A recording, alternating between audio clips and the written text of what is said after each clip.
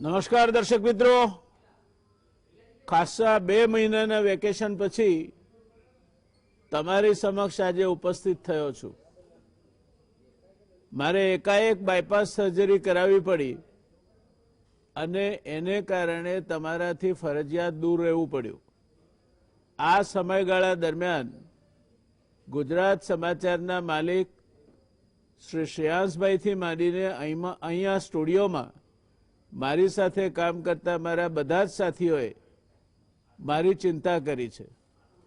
હું ઝડપથી પુનઃસ્વાસ્થ્ય પ્રાપ્ત કરું એ માટે સતત મને શુભેચ્છાઓ અને હૂંફ આપી છે. મારા લાખો દર્શક મિત્રો અને ઘણા બધા જેમને હું મળ્યો પણ નથી એવા ચાહકોએ મારા પુનઃસ્વાસ્થ્ય માટે પ્રાર્થના કરી છે. આજે ફરી એકવાર ધ રિયલ ડિબેટનો કાર્યક્રમ શરૂ થઈ રહ્યો છે, ત્યારે આ બધા જ શુભેચ્છકોનો નતમસ્તકે ઋણ સ્વીકાર કરું છું. એમની શુભકામનાઓએ મને પ્રમાણમાં ઝડપી પુનઃસ્વાસ્થ્ય પ્રાપ્ત કરવામાં મદદ કરી છે, એમાં કોઈ શંકા નથી. મને જેમાં અપ્રતિમ શ્રદ્ધા છે એવા મારા આરાધ્ય દેવ શિવ, શક્તિ અને સાંઈનાથની કૃપા સદૈવ આ સમયગાળા દરમિયાન મારા પર વરસતી રહી. નિષ્ણાત ડોક્ટર મિત્રો અને એમના સાથે જોડાયેલ મેડિકલ અને પેરામેડિકલ સ્ટાફ અને અન્ય કર્મચારીઓએ હું ઝડપથી પુનઃસ્વાસ્થ્ય પ્રાપ્ત કરું એ માટે જહેમત કરી. એ બધાનો હું આજનો કાર્યક્રમ શરૂ કરતા પહેલા તહે દિલથી આભાર માનું છું.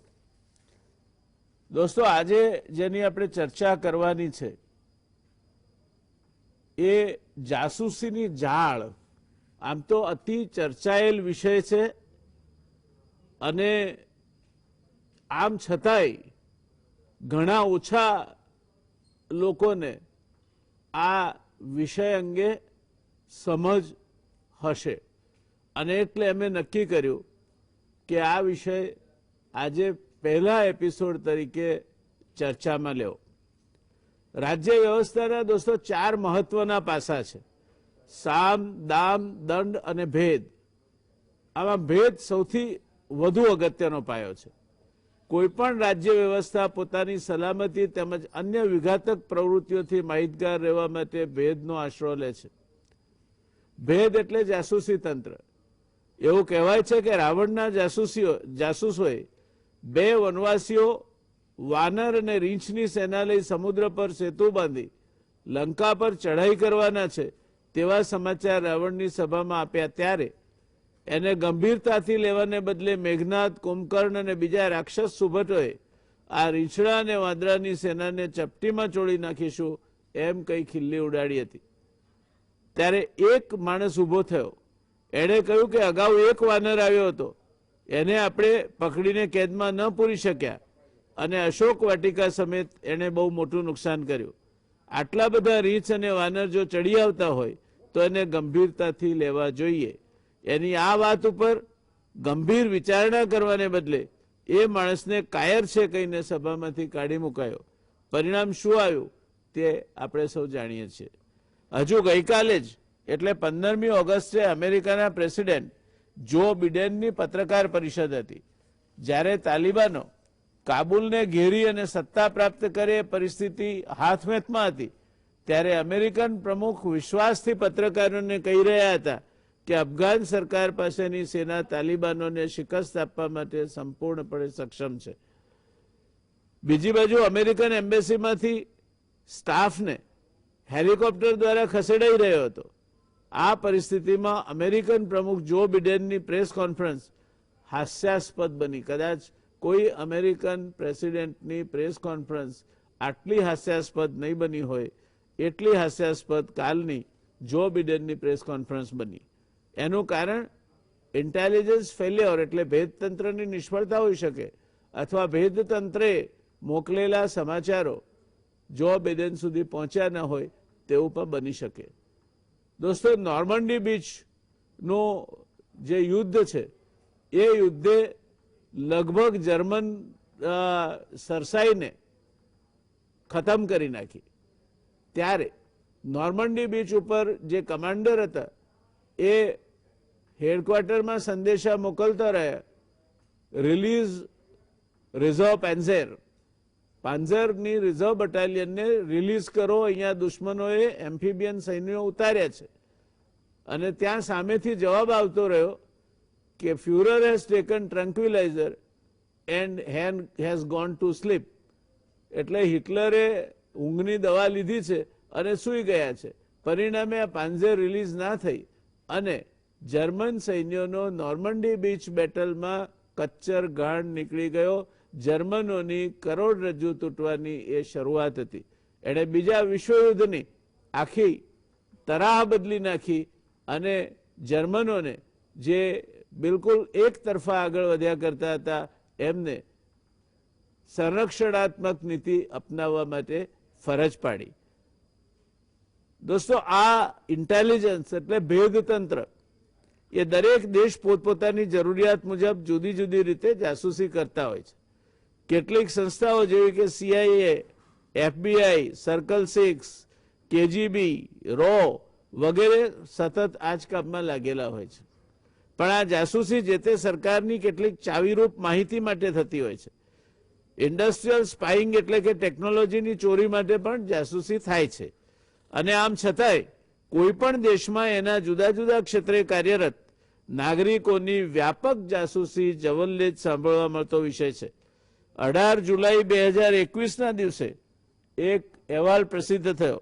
ધી ગાર્ડિયન અને વોશિંગ્ટન પોસ્ટ સહિત 16 મીડિયા સંસ્થાનોના એક સંયુક્ત રિપોર્ટમાં દાવો કરવામાં આવ્યો કે 2017થી 2019ના સમયગાળામાં ભારતમાં 300 ભારતીય મોબાઈલ નંબરોની જાસૂસી કરવામાં આવી છે. આ જાસૂસી કરવામાં આવેલા લોકોમાં પત્રકાર, વકીલ, સામાજિક કાર્યકર્તા, વિપક્ષના નેતા, કેટલાક અગત્યના બિઝનેસમેન ઉપરાંત જે સરકાર છે એના કેટલાક બાબુઓ અને મંત્રીઓ સુદ્ધાની જાસૂસી થઈ હોવાનો આક્ષેપ મૂકવામાં આવ્યો.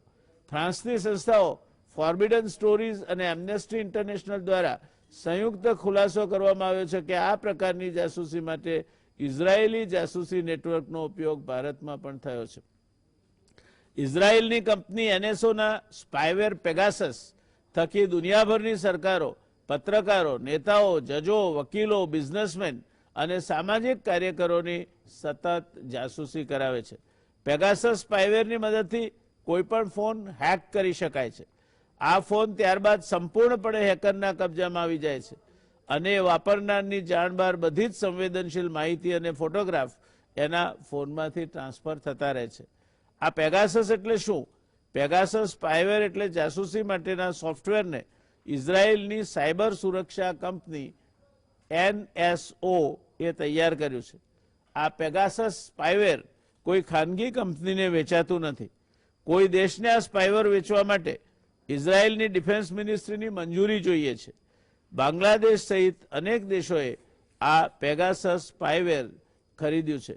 મેક્સિકોથી લઈને સાઉદી અરેબિયાની સરકાર સુધી એના ઉપયોગને લઈને સવાલો ઉઠ્યા છે. વોટ્સઅપની માલિકીવાળી કંપની ફેસબુક સહિત અન્ય કંપનીઓએ પેગાસસ વિરુદ્ધ કેસ દાખલ કર્યા છે. NSOએ પોતાના પર લાગેલ અનેક આરોપો ફગાવ્યા છે. એનો દાવો છે કે એનો ઉદ્દેશ આતંકવાદ અને ગુનાખોરીની વિરુદ્ધ લડવાનો છે. NSO આ દાવો વારંવાર દોહરાવે રાખે છે. ભારત સરકારના ઇન્ફોર્મેશન ટેકનોલોજીના મંત્રી અશ્વિની વૈષ્ણવે ફોન ટેપિંગથી જાસૂસીનો આરોપ ખોટો ગણાવ્યો છે. અશ્વિની વૈષ્ણવના જણાવ્યા મુજબ આ અહેવાલની વાત ગેરમાર્ગે દોરનારી છે. આ સામે બ્રિટિશ મીડિયા જૂથ ધ ગાર્ડિયને જણાવ્યું છે કે આ જાસૂસીમાં કેટલાક દેશના રાષ્ટ્રપતિ અને વડાપ્રધાનના નામ પણ આવે છે. જે સ્પષ્ટતા કરવામાં આવી છે તે મુજબ પેગાસસ સોફ્ટવેર ઇઝરાયેલની કંપની NSO જ વેચે છે. તેનો ઉપયોગ જાસૂસી માટે જ કરાય છે અને એ રીતે વિશ્વની જુદી જુદી સરકારો એનો ઉપયોગ કરે છે. માત્ર મિસ્ડ કોલ દ્વારા સ્માર્ટફોનમાં ઘૂસણખોરી કરી શકતો Pegasus spyware phone call, SMS, WhatsApp message, email, browser history અને પાસવર્ડ જેવી દરેક માહિતી ચોરી શકે છે. એટલું જ નહીં પણ એથી પણ આગળ વધીને સ્માર્ટફોનના કેમેરા અને માઇકને પણ કાબૂમાં લઈને આસપાસ ચાલી રહેલી ગતિવિધિ પણ રેકોર્ડ કરી શકે છે. પેગાસસ જાસૂસી કાંડને લઈને આક્રમક બનેલા વિપક્ષોએ આખું વર્ષા સત્ર લોકસભા કે રાજ્યસભા ન ચાલવા દઈને ઠપ કરી દીધું હતું. આ સંદર્ભે સંસદથી રસ્તા સુધી વિપક્ષોએ હંગામો મચાવ્યો છે. તેમની માંગ સુપ્રીમ કોર્ટના જજ દ્વારા આ સમગ્ર મામલે તપાસ કરવાની છે. પશ્ચિમ બંગાળના મુખ્યમંત્રી સુશ્રી મમતા બેનર્જીએ તો આ મામલે તપાસ કરવા તપાસ પંચ નિમી પણ દીધું છે. પેગાસસ જાસૂસી વિવાદમાં પ્રથમ સુનાવણી સમયે બંને પક્ષોની દલીલો સાંભળ્યા બાદ સુપ્રીમ કોર્ટના મુખ્ય ન્યાયાધીશે કહ્યું કે આ રિપોર્ટ સાચા હોય તો આરોપ ખૂબ જ ગંભીર છે. છેલ્લા અહેવાલો પ્રમાણે ભારત સરકારે હવે સુપ્રીમ કોર્ટમાં પોતાનું હલફનામું દાખલ કર્યું છે અને આ આખી બાબતે તપાસ કરવા માટે પોતે તૈયાર છે. એ પ્રકારની પેરવી કરી હોવાનું કહેવાય છે. કેન્દ્ર સરકાર દ્વારા સંસદમાં એવું કહેવામાં આવ્યું કે પેગાસસ સ્પાયવેર બનાવતી ઇઝરાયેલની કંપની એનએસઓ સાથે કોઈ લેવડ દેવડ થઈ નથી. વિપક્ષ આ મુદ્દા પર નિષ્પક્ષ તપાસ માટે મક્કમ છે. મામલાની ગંભીરતા જોતા સુપ્રીમ કોર્ટના ન્યાયાધીશ દ્વારા સમગ્ર પ્રકરણની તપાસ થાય એવી વ્યાપક માંગ ઊભી થઈ છે. આમ તો સરકારો પોતપોતાની રીતે જાસૂસી કરતી જ હોય છે, પણ આ પ્રકારની વ્યાપક જાસૂસી એક વિદેશી સંસ્થાના માધ્યમથી થાય તે સામે દેશભરમાં રોષ ઉઠ્યો છે. આ સમગ્ર પ્રકરણ સામાન્ય માણસને સમજતા વાર લાગે તેવું છે. એને સરળ ભાષામાં સમજાવવા માટે સુપ્રીમ કોર્ટ બાર કાઉન્સિલના એક કરતાં વધુ વખત પ્રમુખ રહી ચૂકેલા સુપ્રીમ કોર્ટના સિનિયર એડવોકેટ અને આ દેશના એક તેજ તર્રાર કાનૂનવિદ તરીકે જાણીતા સ્પષ્ટ વક્તા શ્રી દુષ્યંતભાઈ દવે પાસેથી આ જટિલ મુદ્દે માર્ગદર્શન મેળવીશું. ચર્ચાની શરૂઆત કરીએ. દુષ્યંતભાઈ, આપને આવકારું છું. આ ચર્ચામાં આપે જોડાવા માટે સંમતિ આપી એ માટે ગુજરાત સમાચાર ટેલિવિઝન વતી અને મારી અંગત હેસિયતથી હું આપનો આભાર માનું છું.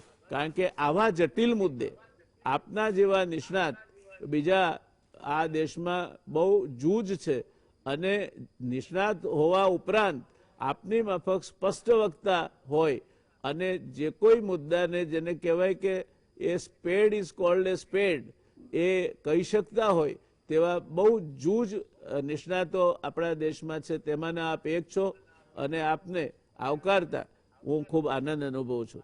દુષ્યંતભાઈ, ચર્ચાની શરૂઆત કરીએ. માત્ર ભારતમાં જ નહીં પણ અનેક દેશોમાં જેણે હોબાળો મચાવ્યો છે તે પેગાસસ સ્પાયવેરથી થતી આ જાસૂસી ખરેખર છે શું અને કોણ કરાવે છે? કેન્દ્ર સરકારે તો હાથ અદ્ધર કરી લીધા છે કે અમને આમાં કંઈ ખબર નથી. તો આ જાસૂસી કરાવે કોણ અને છે શું?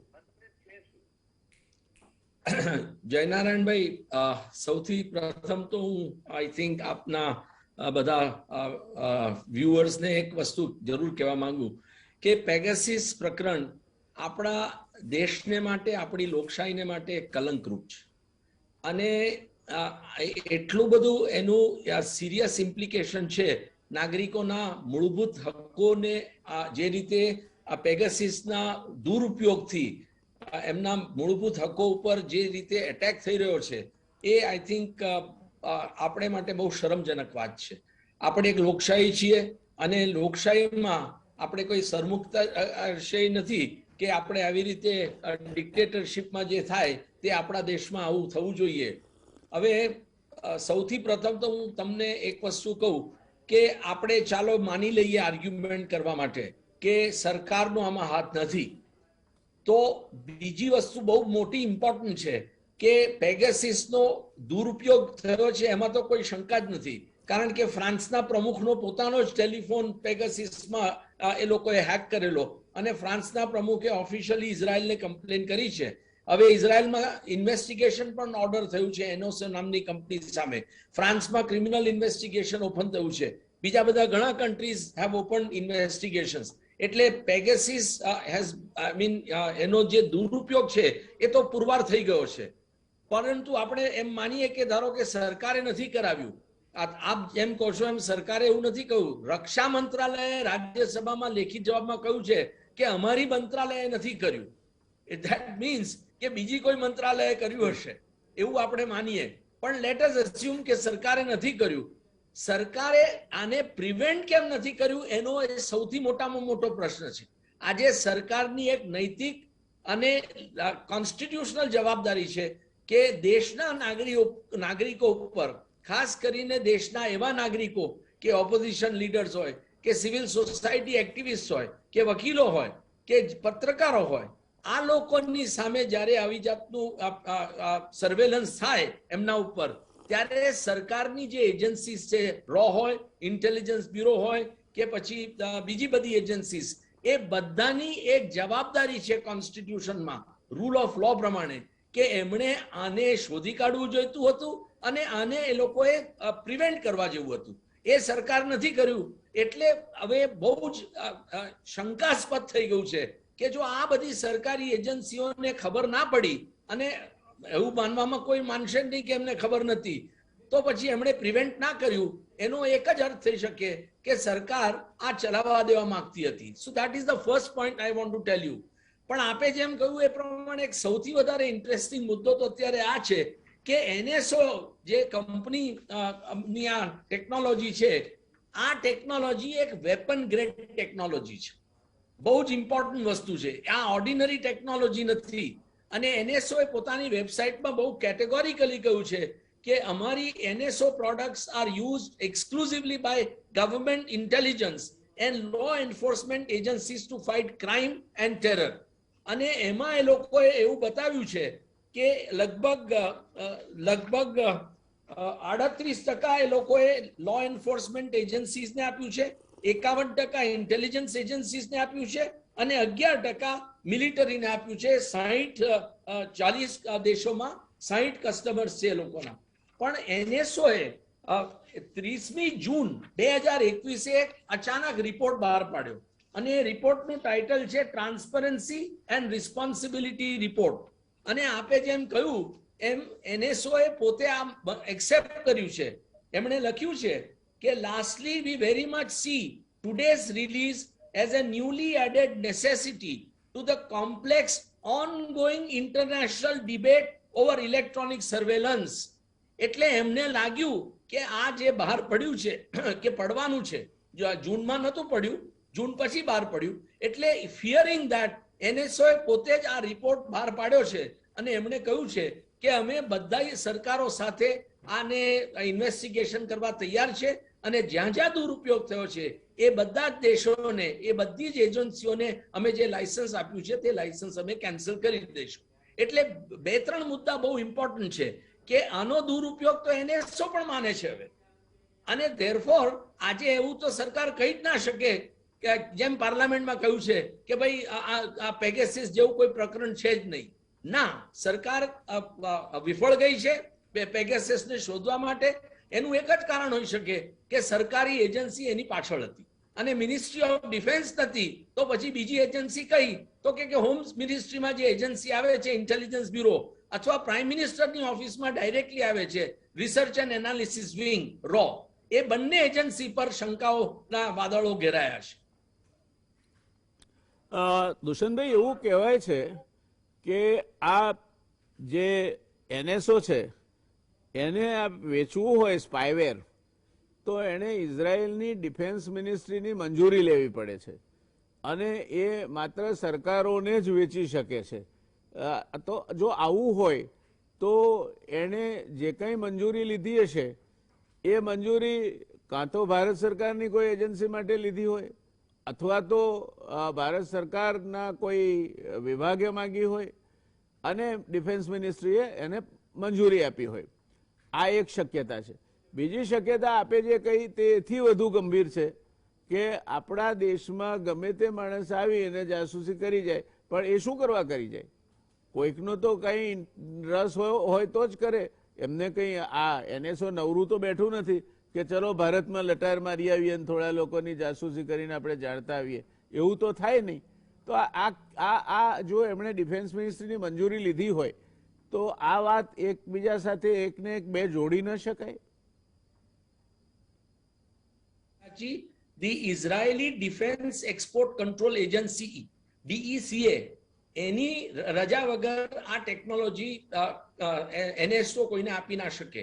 અને ફોર એક્ઝામ્પલ ઘાનાની સરકાર સાથે જે કોન્ટ્રાક્ટ થયો છે, જે પબ્લિકમાં આવ્યો છે, એ કોન્ટ્રાક્ટમાં આ કેટેગોરિકલ ક્લોઝ લખ્યું છે કે ભાઈ આ DECA એજન્સીની પરમિશન લઈ અને એ લોકોએ આ કોન્ટ્રાક્ટ કર્યો છે.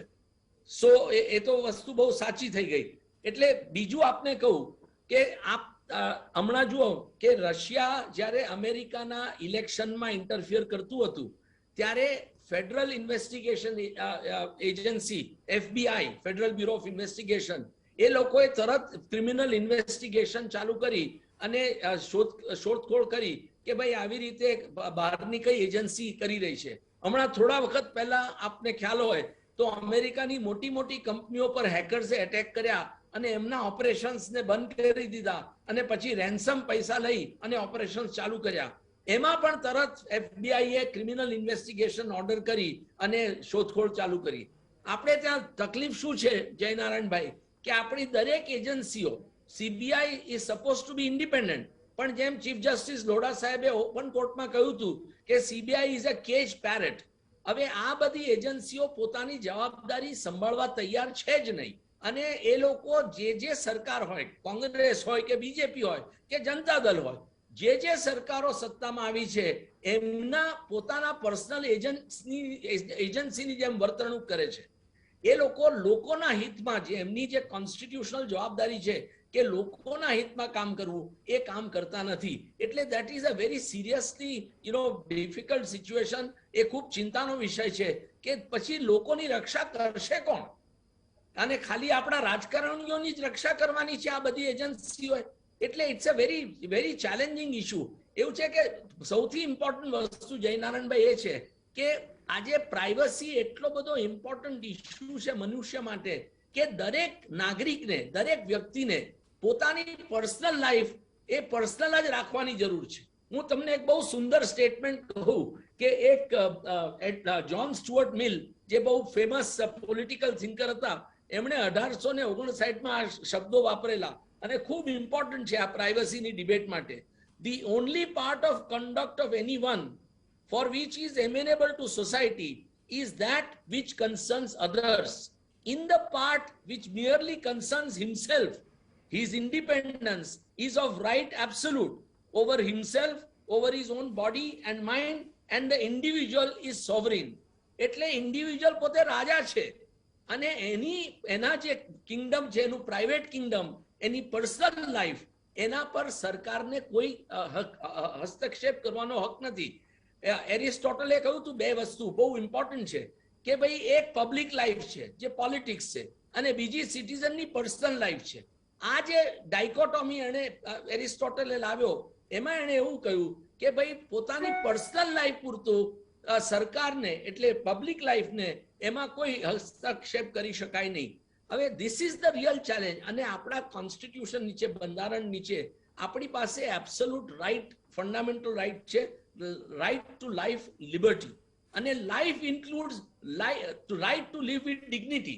આજે તમે આવી જાતનું ઇલેક્ટ્રોનિક સર્વેલન્સ કરીને લોકોની ડિગ્નિટી છીની રહ્યા છો. તમે એના ઘરમાં પેસી જાઓ છો, તમે એના બેડરૂમમાં પેસી જાઓ છો, તમે એના મગજમાં પેસી જવાનો પ્રયત્ન કરો છો. એનાથી વધારે લોકોના હકની, લોકોના હિતનું શું વધારે નુકસાન કરી શકું? એટલે માટે આ એટલી બધી ઇમ્પોર્ટન્ટ વસ્તુ છે. અનફોર્ચ્યુનેટલી આ ઇશ્યુને ઓપોઝિશન લોકો સમક્ષ લઈ નથી રહ્યું. પાર્લામેન્ટની બહાર એ લોકો બોલ્યા કરે છે. આપણી એક દુઃખની વાત છે કે આપણું ઓપોઝિશન પણ આપણને આપણી લોકોની સાથે મદદ કરવા તૈયાર નથી. એટલે it is not an issue which is taken to people at large. અને જ્યાં સુધી લોકો આ સમજશે નહીં કે આ કેટલો બધો ડીપલી પેનિટ્રેટિંગ ઇશ્યુ છે મનુષ્ય માટે અને નાગરિક માટે, ત્યાં સુધી આ ઇશ્યુ પર ટેકલ કરવા સરકાર જલ્દીથી તૈયાર નહીં થાય. જી, આપને એક ગુજરાતી પંક્તિ યાદ કરાવું, જે પોષતું તે મારતું તેવો દિશે ક્રમ કુદરતી. એટલે આ સ્માર્ટફોન એ એક જોતા તો આપણા બધા માટે લગભગ જીવ પ્રાણ થઈ ગયો છે, પણ એ જ સ્માર્ટફોન તમારી એકે એક હકીકત કોઈકને જણાવી શકે છે એ બાબતથી મોટા ભાગના લોકો અજાણ છે. અને અજાણ છે ત્યાં સુધી તો વાંધો નથી. અને આ પેગાસસની ચર્ચા થાય છે, પણ પેગાસસ સિવાય પણ આ માધ્યમથી જાસૂસી થતી હોય તમારી, તો એ મને લાગે છે કે કોઈ એમ ડંકાની ચોટ પર નહીં કહી શકે કે નથી થતી. અને કેન્દ્ર સરકારની ને રાજ્ય સરકારની એજન્સીઓ પણ એમની જરૂરિયાત પ્રમાણે એમને જે એમના પોલિટિકલ બોસીસે કહ્યું હોય તે લોકોની જાસૂસી કરે છે. શું કહેવું છે આ બાબતમાં આપને? એવું છે કે જયનારાયણભાઈ એક બહુ ઇમ્પોર્ટન્ટ વસ્તુ છે કે સાયન્સ એન્ડ ટેકનોલોજી આજે મનુષ્યના ડેવલપમેન્ટ માટે ખૂબ જ ઇમ્પોર્ટન્ટ છે. આજે સાયન્સ અને ટેકનોલોજીની સહાય વગર માણસ પ્રોગ્રેસ કરી શકે નહીં. અને એ જો સાયન્સ એન્ડ ટેકનોલોજીનો આવી રીતે દુરુપયોગ કરાશે તો પછી એનાથી વધારે કંઈ ખરાબ થઈ ના શકે. એટલે તમે લોકોને આ ટેકનોલોજીની મદદ કરવાના. આજે ફોર એક્ઝામ્પલ ઘણા આપણા દેશમાં પણ મોબાઈલ ફોનના એટલા બધા ઉપયોગ છે કે નાનામાં નાના માણસને મોબાઈલ ફોનથી ખૂબ જ ફાયદો છે. એને પોતાના કુટુંબ સાથે કનેક્ટિવિટી રહે. એ ભલે ગામડાઓમાંથી આવ્યો હોય અને મુંબઈ કે અમદાવાદ કે દિલ્હીમાં રહેતો હોય પણ પોતાના કુટુંબ સાથે રોજ વાત કરી શકે. એટલે એને કોઈ નાના બિઝનેસમેનને ધંધો કરવો હોય કે તો આજે મોબાઈલ ટેકનોલોજી વાપરીને પોતાનો ધંધો આખા ઇન્ડિયામાં કરી શકે છે. અને આજે કોઈને હેલ્થ માટે પણ કોઈ જરૂરિયાત હોય તો આજે મોબાઈલ ટેકનોલોજીથી હેલ્થ વિશેના ઘણા સવાલોના જવાબ આપણને ઇન્સ્ટન્ટલી મળી શકે છે. આપણને કોઈ ઇન્ફોર્મેશન જોઈતી હોય કારણ કે આપણું we are an inquisitive people, we are human beings. તો આપણે સીધું ટેપ કરી અને ફોન પર ગૂગલને પૂછીએ અને દરેક પ્રશ્નનો ગૂગલ આપણને સરસ જવાબ આપે છે. માટે technology is become now part and parcel of our life. અને એ ટેકનોલોજીનો જો આવી રીતે દુરુપયોગ કરાશે તો એનાથી વધારે માનવ જાતિને નુકસાન નહીં થઈ શકે.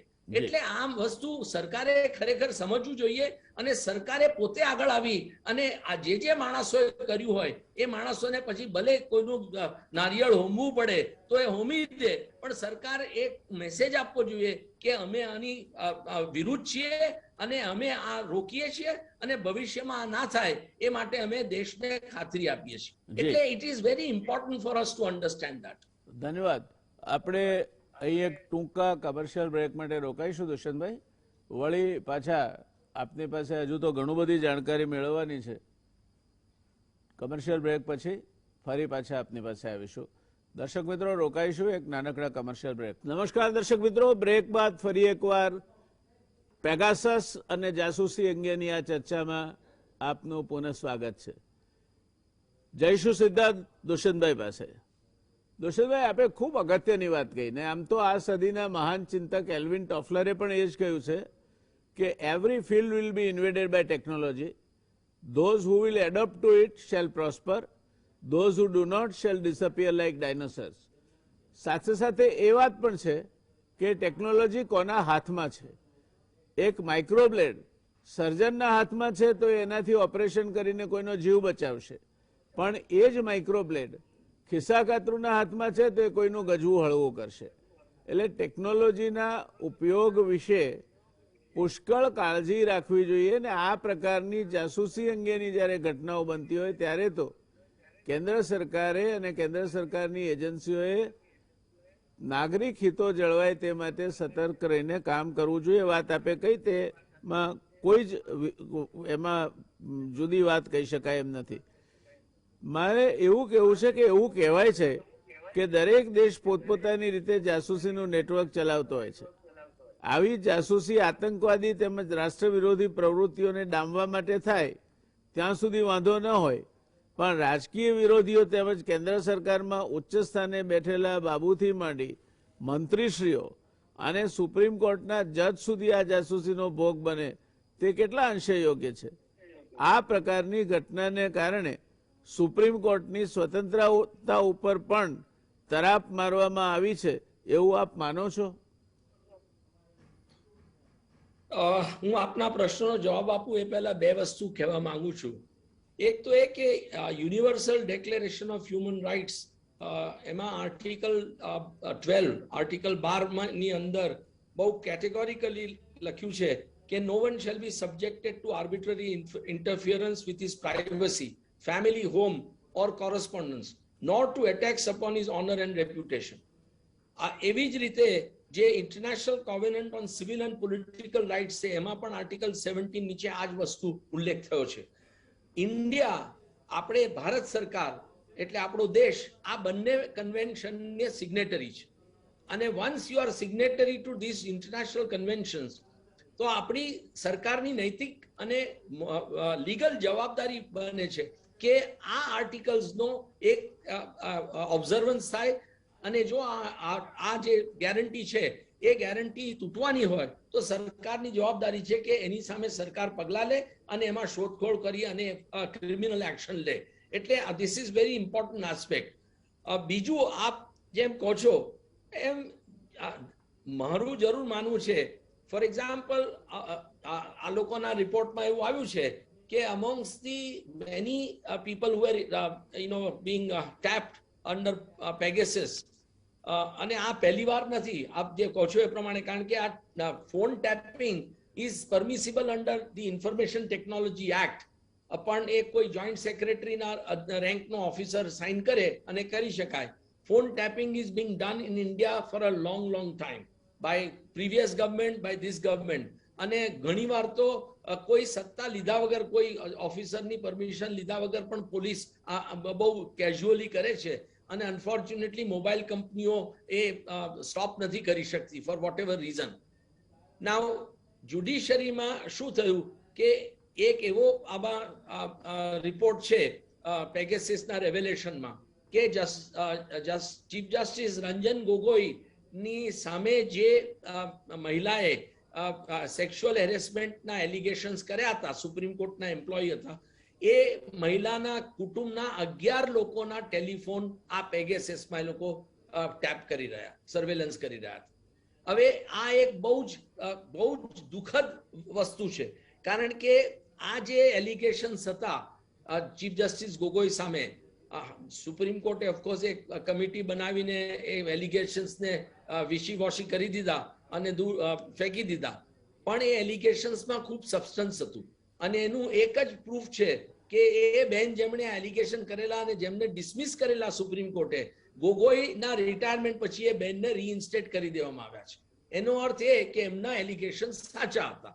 બીજું કે આ કારણે આ જે સર્વેલન્સ થયું આ બેનના 11 કુટુંબીજનોના ફોનોમાં, એનાથી એક વસ્તુ કદાચ તારણ કાઢી શકાય કે કોઈક વ્યક્તિ કે કોઈક ઓર્ગેનાઇઝેશન ચીફ જસ્ટિસ ગોગોઈને સામે આ વસ્તુનો ઇન્ફોર્મેશન જાણી અને એમને બ્લેકમેલ કરી શક્યા હોય પોસિબલ છે. કારણ કે ચીફ જસ્ટિસ ગોગોઈએ સરકારની ફેવરમાં અયોધ્યાનું જજમેન્ટ આપ્યું, એમણે રફાયેલમાં કેસમાં જજમેન્ટ આપ્યું, સીબીઆઈના ડિરેક્ટરના કેસમાં જજમેન્ટ આપ્યું અને બીજા અનેક કેસીસ સરકારની ફેવરમાં આપ્યા. આર્ટિકલ 370 નું એમેન્ડમેન્ટ ચેલેન્જ થયું તો એમણે હિયરિંગ ના કરાવ્યું. એવી જ રીતે સિટીઝનશિપ એમેન્ડમેન્ટ એક્ટ ચેલેન્જ થયો, એમણે હિયરિંગ ના કરાવડાવ્યું. આ બધું જ એક પુરવાર કરે છે અને પછી રિટાયર થયા પછી એમને આખો દેશ જાણે છે કે કેવી રીતે સરકારે રાજ્યસભાના મેમ્બર બનાવ્યા અને હવે એ Z+ સિક્યોરિટી સાથે એક મોટા બંગલામાં દિલ્હીમાં રહી રહ્યા છે. That shows કે આ બધા judgement perhaps were influenced because of his involvement in this sexual harassment case અને સરકારને કદાચ એ વસ્તુની ખબર હશે. હવે it's a very serious matter કે આવી રીતે કોઈ પણ સુપ્રીમ કોર્ટ જજની સુપ્રીમ કોર્ટને સંદર્ભમાં ઇન્વેસ્ટિગેશન થાય. બીજા બી રિપોર્ટ આવ્યા છે કે રજિસ્ટ્રીના ઘણા ઓફિશિયલ્સના ફોન પણ આમાં ઇન્ક્લુડેડ હતા અને એક જસ્ટિસ અરુણ મિશ્રા સાહેબ રિટાયર થયા, એમના જૂના ફોન નંબરને પણ આ લોકોએ કંઈ ઇન્વેસ્ટિગેશન પેગેસસના સર્વેલન્સમાં લીધેલો. આ બધું ખરેખર એક દુઃખદજનક વાત છે, કારણ કે judiciary is suppose to be fiercely independent અને એ જો એમની ઇન્ડિપેન્ડન્સ કોઈ કારણસર સરકાર વીકન કરી શકે, એને અંડરમાઇન કરી શકે અને એનાથી સરકારની ફેવરમાં જો ઠરાવ આવી શકે તો એ બધું બહુ દુઃખની વાત છે. આ બધું પુરવાર કરવા માટે ઇટ ઇઝ એબ્સોલ્યુટલી નેસેસરી કે એક fiercely independent commission of inquiry નિમાય અને by perhaps a sitting supreme court જજ under the commission of inquiry act. અને એમાં જો એક બહુ જ ફૂલ પ્રૂફ ઇન્વેસ્ટિગેશન થશે તો આ બધું બહાર આવશે અને એ બહાર આવશે તો દેશ માટે દેશના હિતમાં રહેશે, કારણ કે ભવિષ્યમાં આવી વસ્તુ રિપીટ નહીં થાય. એવું છે કે ટેરરિઝમને લડવા માટે જો સરકાર પેગેસસનો ઉપયોગ કરે તો કોઈને એને માટે ઓબ્જેક્શન ના હોઈ શકે, પણ ટેરરિઝમના નામ પર જો આ કરે તો એ દુઃખની વાત છે કે આવું સરકાર કરી શકે છે. જી, આપે જસ્ટિસ રંજન ગોગોઈનો જે દાખલો આપ્યો એમાં તો ઘણા બધા મુદ્દે નીડલ ઓફ સસ્પિશન પોઈન્ટ્સ ટુવર્ડ્સ હિમ, અને લાગે છે કે સુપ્રીમ કોર્ટના ચીફ જસ્ટિસ જેવા ગરિમાપૂર્ણ હોદ્દા પરથી ઉતર્યા બાદ તરત તાત્કાલિક જ એ રાજ્યસભાના સભ્ય નિમાય એ બાબત પણ એમણે જો ન સ્વીકારી હોત તો કદાચ સુપ્રીમ કોર્ટના જે મુખ્ય ન્યાયમૂર્તિઓ છે એમની ગરિમાને વધારે ઊંચી લઈ ગયા હોત. કમનસીબે એવું બન્યું નથી ને આપ જે મુદ્દા કહો છો એ મુદ્દા ક્યાંક ને ક્યાંક શંકાની સોય એમના તરફ લઈ જાય છે.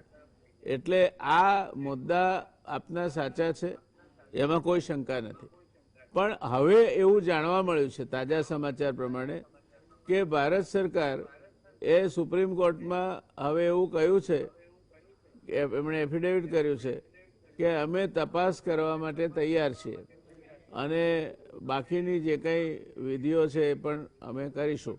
તો આપ માનો છો કે સુપ્રીમ કોર્ટમાં એમણે તપાસ કરવા માટે તૈયાર છે કહ્યું, તો આપની જે વાત છે કે સુપ્રીમ કોર્ટના સિટિંગ જજ under the commission of inquiry act આ તપાસ નિમાય અને નિષ્પક્ષતાપૂર્વક આ તપાસ થાય, સત્ય બહાર આવે અને આ દેશનો સામાન્ય નાગરિક જ નહીં પણ દેશની સલામતી સાથે જેમને લેવા દેવા છે, દેશના ન્યાયતંત્ર સાથે જેમને લેવા દેવા છે, દેશના વહીવટી તંત્રના ઉચ્ચ નિર્ણયો સાથે જેમને લેવા દેવા છે, એ બધા હાશકારો કરે અને ફરીથી આ પ્રકારની પરિસ્થિતિનું નિર્માણ ન થાય એવું લાગે છે આપને, જે રીતે ભારત સરકારે હવે પોતાનું રૂખ બદલ્યું છે તે જોતા?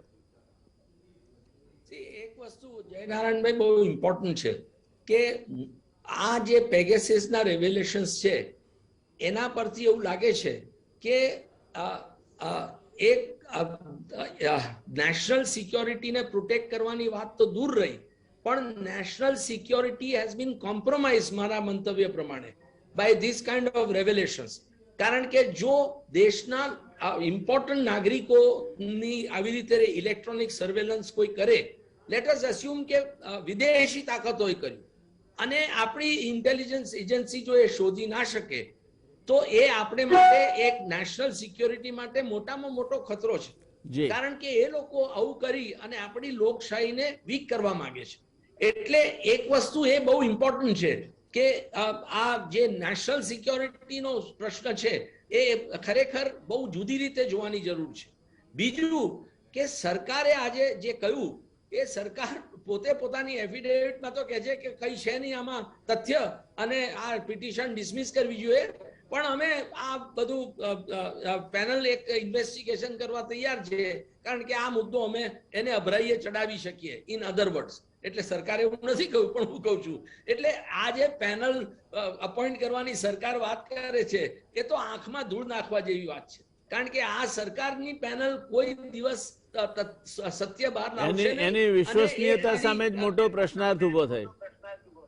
હાજી, એની વિશ્વસનીયતા સામે જ પહેલો તો મોટો પ્રશ્નાર્થ ઉભો થાય જે આપ કહી રહ્યા છો. એ તો સવાલ જ નથી. એટલે એ સરકાર જે ઓફર કરે છે પેનલની, એ તો હું નથી માનતો કે પિટિશનર સુપ્રીમ કોર્ટમાં એવી કોઈ પેનલ એક્સેપ્ટ કરે. સુપ્રીમ કોર્ટ પોતે કોન્સ્ટિટ્યુટ કરે કોઈ પેનલ, અથવા મેં જેમ કહ્યું એમ કમિશન ઓફ ઇન્ક્વાયરી કોન્સ્ટિટ્યુટ કરે, એ જ એક આપણે માટે, કારણ કે આવી રીતે જો ફંડામેન્ટલ રાઈટ આવી રીતે લોકોના જો લઈ શકાય. આજે તમે 300 કેસ કર્યા છે, કદાચ 3000 હોય, કદાચ 30,000 હોય, કદાચ 30 લાખ હોય, આપણને ખબર નથી. માટે ઇટ ઇઝ ઇમ્પોર્ટન્ટ કે ફિયર્સલી ઇન્ડિપેન્ડન્ટ ઇન્વેસ્ટિગેશન થાય, અને આ સરકારની ઓફર તો હું નથી માનતો કે એમાં કોઈ તથ્ય છે. જી, દુષ્યંતભાઈ, આ સુપ્રીમ કોર્ટનું આખું ચાલે છે એ એક સાઈડ છે.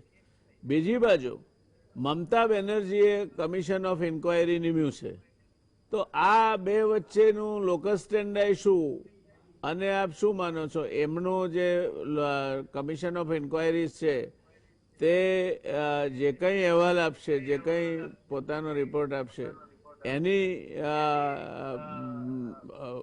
જેને કહેવાય કે કાયદેસરતા કેટલી અને એના શું પરિણામો આવે? એવું છે કે દરેક રાજ્ય સરકારને હક છે કમિશન ઓફ ઇન્ક્વાયરી અપોઇન્ટ કરવાનો.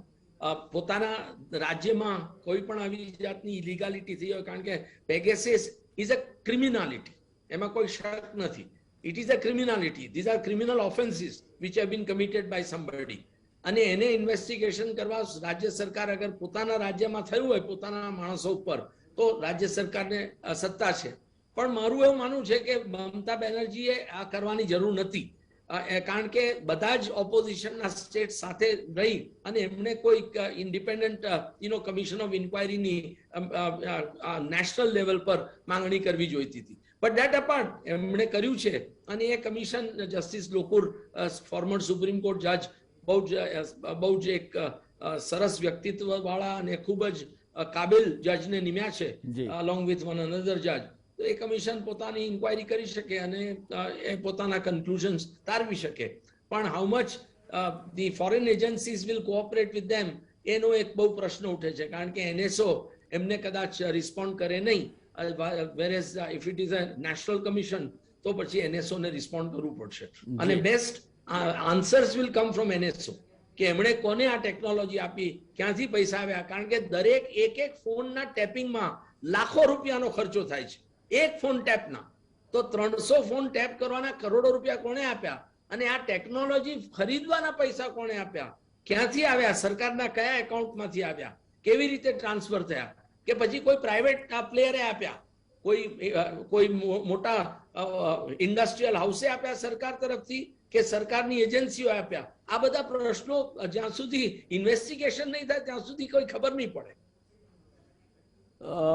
ઇન્વેસ્ટિગેશન થશે તો આ બાબત ખરેખર સપાટી પર આવશે, કારણ કે ત્યાંની ડિફેન્સ મિનિસ્ટ્રીના મંજૂરી વગર તો આ થઈ શકતું નથી એનએસઓ દ્વારા. અને પેગાસસ ની જેને પણ લાયસન્સ આપ્યું, જયનારાયણભાઈ, એનએસઓ has publicly made a statement કે અમે દરેક સરકારો સાથે કોઓપરેટ કરવા તૈયાર છીએ. કોઓપરેટ કરવા તૈયાર છે, પણ સરકાર જ ના કહે છે કે અમારે તો કઈ લેવા દેવા નથી, તો પછી કોની સાથે કોઓપરેટ કરશે? ના, ઇઝરાયેલી સરકારે પોતે ઇન્વેસ્ટિગેશન ઓર્ડર કરી દીધું છે. લકીલી ઇઝરાયલમાં સરકાર બદલાઈ ગઈ છે અને પ્રાઇમ મિનિસ્ટર નેતન્યાહુ ગયા છે. નેતન્યાહુ જો હોત તો કદાચ ઇન્વેસ્ટિગેશન નહીં કરતે, પરંતુ એ ન્યૂ પ્રાઇમ મિનિસ્ટર એ ખૂબ બેલેન્સ્ડ વ્યક્તિ છે અને એમના કોઓલિશન પાર્ટનર્સને બધાએ એમના ઉપર ખૂબ પ્રેશર નાખ્યું છે. અને મેં જેમ આપને પહેલા કહ્યું કે ફ્રાન્સના પ્રેસિડેન્ટે પર્સનલી આમાં કહ્યું છે એમને કે મારો પોતાનો ફોન આવી રીતે તમે હેક કરાવ્યો છે, તો આ ટેકનોલોજી પર એક ઇન્વેસ્ટિગેશન થવું જોઈએ, ઓન વિચ ઇઝરાયલ હે સ્ટાર્ટેડ ઇન્વેસ્ટિગેશન. એટલે હું નથી માનતો કે આજે આ એવું છે કે ફ્રાન્સ છે કે ઇઝરાયલ છે કે બીજી બધી કન્ટ્રી, આજે આપ જાણો છો કે ઇઝરાયલમાં નેતન્યાહુ પ્રાઇમ મિનિસ્ટર હતા, એમની સામે ક્રિમિનલ ઇન્વેસ્ટિગેશન કરપ્શનનું ચાલે છે અને કેસ ચાલી રહ્યો છે. એટલે આ બધા દેશો આપણા દેશ જેવો નથી, એ બધા જુદા દેશો છે જ્યાં એકવાર ઇન્વેસ્ટિગેશન ચાલુ થાય પછી એને કોઈ રોકવાની લોકો પ્રયત્ન નથી કરતા અને એને લોજિકલ એન્ડ પર લઈ જાય છે. એટલે મને જરૂર આશા છે કે ઇન્વેસ્ટિગેશન જો ઇન્ડિપેન્ડન્ટ ઇન્ડિયા ઓર્ડર કરશે તો એનો ખરેખર ખુલાસો બહાર આવશે. જી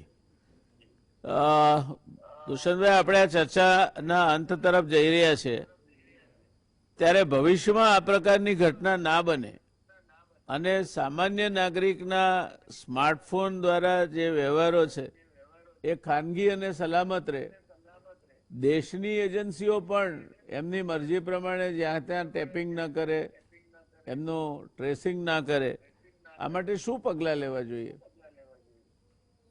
આમાં તો એક જ પગલા, કાયદો તો છે તમારી પાસે, પણ કાયદાનું ઇમ્પ્લિમેન્ટેશન નથી થતું. એટલે જ્યાં સુધી, કારણ કે ઇન્ફોર્મેશન ટેકનોલોજી એક્ટ નીચે આવી રીતે ઇલીગલી કરવું it's an offence, penal code નીચે પણ ઇટ્સ એન ઓફેન્સ. પરંતુ આ બધા આજે ઇલીગલ વસ્તુઓ થાય છે, આજે પ્રાઇવેટ સિક્યોરિટી કંપનીઓ ઘણી છે જે મોબાઈલ ફોનના બિલો લોકોના માટે લઈ આવે છે. ખાસ કરીને તમે જુઓ કે ઘણીવાર પતિ પત્નીના કેસીસમાં કોર્ટમાં આવી રીતે પુરાવો રજૂ કરવામાં આવે છે, which are all obtained illegally. Surveillance also takes place on spouses illegally. એટલે આ બધું તો દેશમાં unfortunately it has become so common. અને આપણે એક પોલિટિકલ મેચ્યોરિટી નથી રહી. આજે આપણે દેશ એક આખી દેશ તરીકે આપણે સમાજ તરીકે આપણે સમજી નથી શકતા કે માણસને પોતાને એકાંતમાં રહેવાની, પ્રાઇવેટલી રહેવાની કેટલી ઇમ્પોર્ટન્સ છે. અને એની જો આ એકાંતતા, એની પ્રાઇવસી જો આવી રીતે ઇન્ટરફિયર કરવામાં આવે તો પછી કેટલું બધું એનાથી નુકસાન થાય છે. આજે સોસાયટી અલ્ટિમેટલી વિલ ડીજનરેટ. એટલે એટલા માટે ઇટ ઇઝ ઇમ્પોર્ટન્ટ કે આજે દરેક સરકારી અધિકારી, દરેક પોલીસ અધિકારી બધાએ એક વસ્તુ, અને દરેક મંત્રી બધાએ એક વસ્તુ સમજવું જોઈએ કે એમના બધાની ઉપર કોન્સ્ટિટ્યુશન ઓફ ઇન્ડિયા છે. Nobody is above the law, everybody is under the law. અને એ લોકો જો આ સમજશે અને એ લોકો ભવિષ્યમાં જ્યારે આવી રીતે ખોટી કોઈ રિક્વેસ્ટ કરવામાં આવે સરકાર તરફથી કે કોઈ મિનિસ્ટર સાહેબ તરફથી કે કોઈ બીજા તરફથી, તો એ આમ કહે કે નહીં, આવું ના થઈ શકે, કાયદો નથી અલાવ કરતું, મને ખાલી એક જ સત્તા છે કે ટેરરિઝમને હું ફાઇટ કરું, ત્યારે મારે આ સર્વેલન્સ ઓર્ડર કરવું પડે. કે કોઈ મોટા ક્રિમિનલને મારે શોધવાનો છે તો આ સર્વેલન્સ મારે ઓર્ડર કરવું પડે. એ જ્યાં સુધી ભાવના નહીં આપણે કેળવાય, આપણે જે કોન્સ્ટિટ્યુશનલિઝમ છે ને દેશમાં, એ કોન્સ્ટિટ્યુશનલિઝમ ઇઝ કમ્પ્લીટલી એબ્સન્ટ. અને એ જ્યાં સુધી નહીં થાય એટલા માટે બે વસ્તુ થવી જોઈએ. એક તો કે 50-100 કેસીસમાં આવી રીતે લોકોએ ફાઇલ કરી અને એનો લોજિકલ એન્ડ લાવવો જોઈએ. અને લોકોએ જે વ્યક્તિ જવાબદાર હોય, સરકારી અધિકારી હોય કે કોઈ પ્રાઇવેટ પ્લેયર હોય, એ લોકોના સામે કન્વિક્શન કરી અને એમનું કન્વિક્શન લાવવું જોઈએ. 50-100 કેસીસ આવા થશે તો કદાચ મેસેજ જશે. ત્યાં સુધી આ એવું છે કે કોઈ બી પોલિટિકલ પાર્ટીને ઇન્ટરેસ્ટ નથી. તમે જુઓ કે આજે મેં જેમ આપને કહ્યું કે અમેરિકામાં તો પ્રાઇવેટ કંપની પર આવી રીતે એટેક થયા હેકિંગના, તો ખળભળાટ મચી ગયો આખા અમેરિકામાં. આપણા દેશમાં આટલું બધું થયું છે છતાંય નરેન્દ્રભાઈ મોદીની સરકાર એક શબ્દ નથી બોલતી. અને એ લોકો they are in a state of denial constantly, જે દેશના હિતમાં નથી. આજે ભારતીય જનતા પાર્ટી અને નરેન્દ્રભાઈ પોતે એમના ઇલેક્શન મેનિફેસ્ટોમાં તમે જુઓ 2019માં એમણે કહ્યું છે કે અમે દેશને એક સાફ સુથરું ગવર્નન્સ આપીશું. તો આ સાફ સુથરું ગવર્નન્સ છે કે લોકોના ઘર એમાં ફોનમાં જઈને તમે લોકોની પ્રાઇવેટ લાઈફ વિશે બધું જાણી લો અને લોકો તમારી વિરુદ્ધ. આજે whole purpose is what? Purpose બહુ ક્લિયર છે. આજે 300 જણાનું ગ્રુપ છે, એનો પર્પઝ બહુ ક્લિયર છે કે આ લોકો અમારી વિરુદ્ધ છે અને માટે અમે એમને મોનિટર કરીએ so that we can stop them from acting against us. એટલે દેશમાં જે ડિસેન્ટ છે એ લોકો ડિસેન્ટ રોકવા માંગે છે. હવે દેશમાં જો લોકશાહીમાં ડિસેન્ટ તમે નહીં અલાઉ કરો, કારણ કે criticism of government is a fundamental right of every citizen. તમે એ જો હકને આવી રીતે ફિયર એટમોસ્ફિયર ક્રિએટ કરવા માંગતા હો, એ અને લોકોને એમ્બેરેસ કરવા માંગતા હો, લોકોને ક્રિટિસાઇઝ કરતા રોકવા માંગતા હો, તો પછી લોકશાહી આજે કોઈ દિવસ મજબૂત નહીં રહે, લોકશાહી સર્વાઈવ નહીં થાય. અને આપણે ઓથોરિટેરિયનિઝમ પર તરફ ધીરે ધીરે વળીશું, જે આંબેડકર સાહેબની પ્રોફેસી હતી 1949માં. એટલે આ વસ્તુ બહુ ઇમ્પોર્ટન્ટ છે કે સરકારે પોતે સમજવું જોઈએ.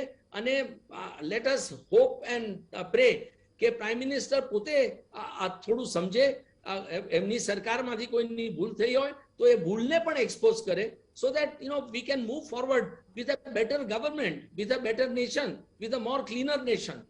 એ જ્યાં સુધી ભાવના નહીં કેળવાય ત્યાં સુધી, કારણ કે અત્યારે તો સત્તામાં આવ્યા એટલે સત્તાને કેવી રીતે પરપેચ્યુએટ કરવી, કેવી રીતે ઓપોઝિશનને ડિસ્ટ્રોય કરવું, કેવી રીતે ડિસેન્ટને ડિસ્ટ્રોય કરવી, ક્રિટિસિઝમ નહીં થવા દેવી અને એટમોસ્ફિયર ઓફ ફિયર ક્રિએટ કરવો, that is really the order of the day. And that's a very sad commentary કે આપણા દેશમાં આવી રીતે એક જે લોકશાહી કહેવાય એ લોકશાહી હવે ફ્રેન્કલી પેપર પર રહી છે. એકચ્યુઅલિટીમાં રિયાલિટીમાં લોકશાહી ખરેખર રહી છે કે કેમ એ કહેવું બહુ મુશ્કેલ છે. છેલ્લો પ્રશ્ન. લોકશાહી માટે તો એવું કહેવાય છે કે in A democracy you get the government you deserve. એટલે આપણે જેને લાયક હોઈએ તેવી સરકાર મળે અને આપણે કદાચ એની આખી નહીં તો અડધી બ્લેમ પણ આપણે લેવી જોઈએ. પણ મારો પ્રશ્ન બીજો હતો. આપ તો બેબાક બોલો છો અને આપના ક્યારેય પણ મંતવ્યો કોઈ શબ્દો ચોરીને આપ આપતા નથી. સ્પષ્ટ વક્તા કાનૂનવિદ છો આપ. તો આપને લાગે છે કે આપનો ફોન પણ આ પ્રકારના સર્વેલન્સ અથવા ટેપિંગમાં ક્યાંક કોઈક સાંભળતું હશે અથવા તો એની કોઈ દાડો ચિંતા થાય છે ખરી આપને? I hope not. પણ હું આપને એક વસ્તુ કહું કે સરકારને મારા ફોનને આવી રીતે પેગેસસમાં સર્વેલન્સ કરવાની કોઈ જરૂરત નથી. કારણ કે હું તો 2002 થી નરેન્દ્રભાઈની વિરુદ્ધ છું, અમિતભાઈની વિરુદ્ધ છું અને આઈ હેવ જેન્યુઅનલી બિલીવ કે ભાઈ એમની સરકાર લોકશાહી માટે એક મોટી ચેલેન્જ છે. અને એટલું જ નહીં, હું મારો પોતાનો સ્વભાવ એન્ટી એસ્ટાબ્લિશમેન્ટ રહ્યો છે. હું કોંગ્રેસ વખતે પણ કોંગ્રેસને ખૂબ એટેક કરતો હતો. મેં ઘણા ટેલિવિઝન ઇન્ટરવ્યુમાં મનમોહન સિંહજીને પણ આઈ હેવ એટેક ધેમ. અને શીખ રાઇટના કેસમાં I have appeared free of charge and attacked Congress leaders. અને એમને પણ મેં સુપ્રીમ કોર્ટમાં એમની સામે અપિયર થઈ અને મેં આર્ગ્યુ કર્યા છે કેસીસ અને એમને જેલમાં મોકલ્યા છે, સજ્જન કુમારને. એટલે મારા જે વ્યૂઝ છે, મારા મંતવ્ય છે, એ કોઈએ આ બધા ઓપન છે અને કોઈએ સિક્રેટલી જાણવાની જરૂર નથી. કારણ કે હું જે કરું છું તે બહુ ઓપનલી કરું છું. એટલે because I love my country અને હું જેન્યુઅનલી માનું છું કે લોકશાહીમાં ક્રિટિસિઝમ જો ના થઈ શકે સરકારની તો આપણે લોકશાહીને મજબૂત કરી ના શકીએ. એટલે ટૂંકમાં આપને પેગેસસની બહુ ચિંતા નથી? ના, સહેજ પણ ચિંતા નથી. અને હું જરૂર માનું છું કે પેગેસિસને મારી કોઈ જરૂર નથી. પણ એમાં નહીં, એમાં આપનું નામ ના આવે એથી આપની સ્ટેટસ સિમ્બોલ થોડી ઓછી થાય છે એવું નથી લાગતું? ચોક્કસ નહીં, ચોક્કસ નહીં. ઇટ ઇઝ એવું છે કે આ જે વસ્તુ છે in A lighter way. Yes, in A lighter way. કારણ કે આ સ્ટેટસ સિમ્બોલ ગણાય તમારા જો ફોન ટેપ થતા હોય તો પેગાસસે આપને નથી ટાર્ગેટ કર્યા, એ સ્ટેટસ સિમ્બોલ ઓછું છે આપનું એવું નથી લાગતું આપને? ના, એવું કોઈ જાતનું મને નથી લાગતું. મજા આવી Dushyantbhai. It was a very મારું સ્ટેટસ એક દેશના સારા નાગરિક તરીકે છે એનું તો ફૂલ પ્રૂફ એ છે કે જયનારાયણભાઈ વ્યાસ મને પોતાની ડિબેટમાં બોલાવે છે. That is more than proof. I don't need any other status at all. No, you are our star resource person અને we shall always lean upon you. જ્યારે આવા કોઈ કોમ્પ્લિકેટેડ લીગલ ઇશ્યુઝ હશે ત્યારે અમે આપને હેરાન કરતા રહીશું, એની હું આપને ખાતરી આપું છું. એટલે મળતા રહીશું.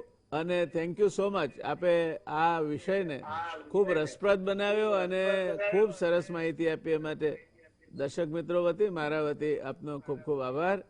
મારો આ પહેલો શો છે બ્રેક પછી અને પહેલા શોમાં જ આપથી શુકન કર્યા છે એટલે સારું ચાલશે એવું માનું છું. ધન્યવાદ. I wish you lots of good health. Thank you so much. આવજો. નમસ્તે. Good night.